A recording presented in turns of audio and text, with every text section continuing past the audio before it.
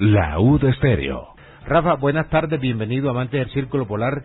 Sabía que usted estaba a las 5:30, pero bueno, la conversa con la joven María Paz estuvo interesante. Sí.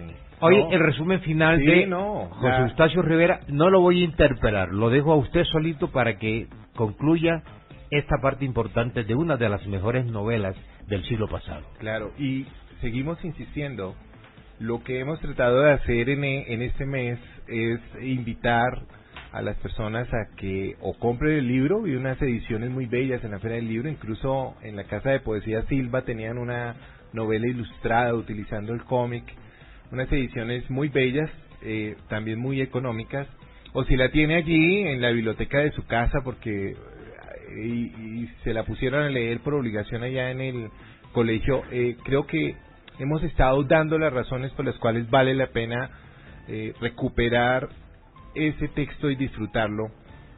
Miren, hoy quisiera cerrar hablando de una cosa maravillosa que hizo el escritor y que logran los buenos y excelsos escritores, y es la fuerza expresiva, cómo obligan con las palabras a decir lo que ellos quieren y piensan que deben comunicar a través de sus personajes y a través de la trama que nos van construyendo en la medida en que van ocurriendo esos relatos. Y lo que no podemos olvidar en ningún momento es que la fuerza expresiva de la novela está en el hecho de que no es crónica, que no es reportaje, que no son unas notas, digamos, anecdóticas, sino que es una novela que además está basada en hechos históricos. El hecho histórico está dado sobre todo por el énfasis en la esclavitud. Y a propósito de los 200 años de Marx, recordar el concepto de cosificación, recordar de cómo en la selva, en ese lugar, efectivamente el hombre es un lobo para el hombre, que se, digamos, presionado por un sistema económico mundial que estaba exigiendo, digamos, bastante caucho natural para poder mover toda la industria automovilística que se estaba empezando a desarrollar, ¿cierto? Recordemos que ese comienzo del siglo XX es el comienzo de la Ford, es el comienzo de todas esas empresas que estaban construyendo sus primeros carros, y que eso que sacaban de los árboles de la selva, pues tenía un comercio bastante, digamos, demandante para que llegara ese caucho y pudieran construir esas primeras, digamos, llantas de esos carros que se empezaban a mover dentro de este Fordismo, dentro de todo lo que está allí.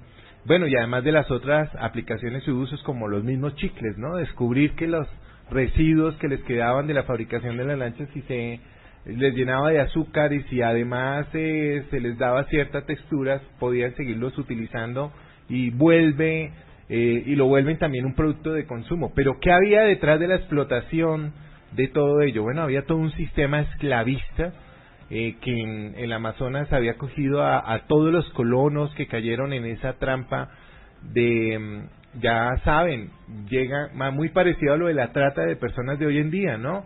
Que les dicen, les damos lo del viaje, les pagamos el tiquete, le damos el hospedaje, pero nosotros le damos los precios de lo que vale su ropa, los precios de lo que, además ponemos el precio de la cantidad de caucho que nos traes, y de esa manera siempre quedaban debiéndole y duraban toda su vida hasta la muerte tratando de pagar una deuda que había sido inventada de manera ficticia, de tal manera que allí hay una denuncia muy fuerte a esa cosificación que hicieron de estos indígenas colombianos y también peruanos y brasileños.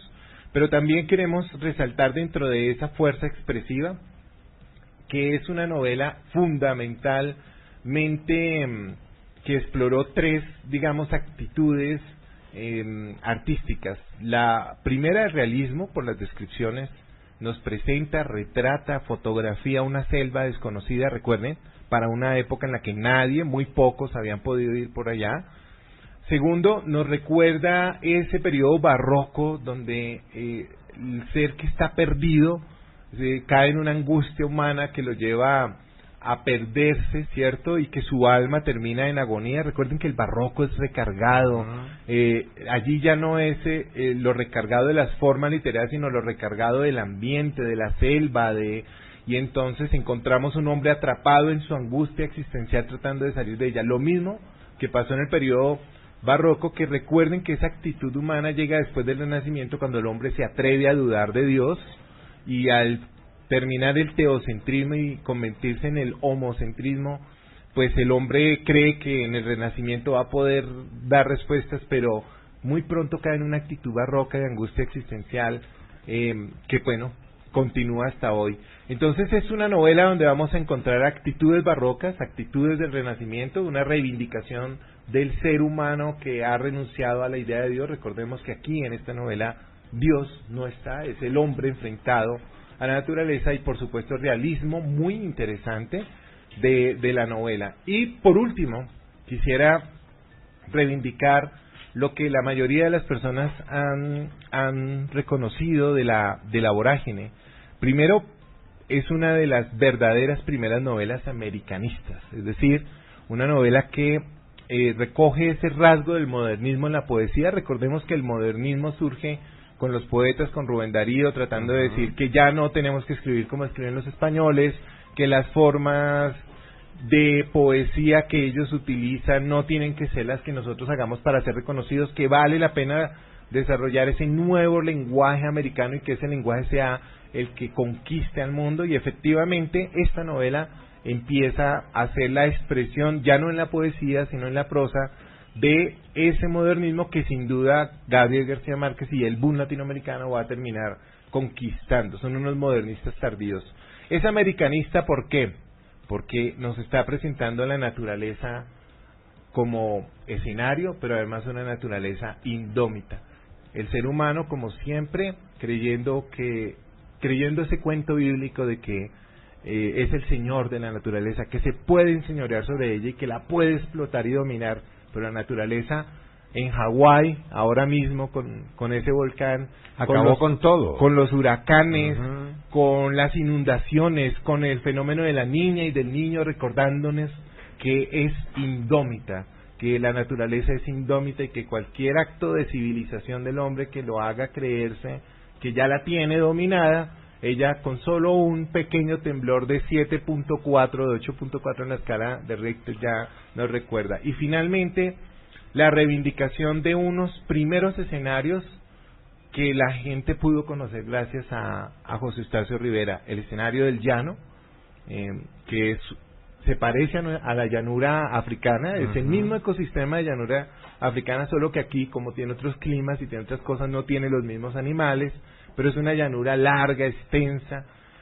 Por supuesto, los ríos que llevan y que conducen esa agua que finalmente atraviesa la selva. Entonces, es un rasgo americanista porque cuenta por primera vez, retrata los llanos, los ríos, la selva, una geografía maravillosa, donde nos muestra que toda esa naturaleza es hermosa hasta que te quedas perdida en ella y hasta que quedas allí. Entonces, una cordialísima invitación a leer La vorágine de José Eustacio Rivera. Ya les he dicho que el mejor homenaje es leerla, y para despedirme de este homenaje quisiera, así como empecé, leyendo un pedacito importante ya de la última parte. Dice, pues ya sabemos que siempre el narrador es una muy buena primera persona, de Arturo Cova. Dice: ¿quién estableció el desequilibrio entre la realidad y el alma incolmable?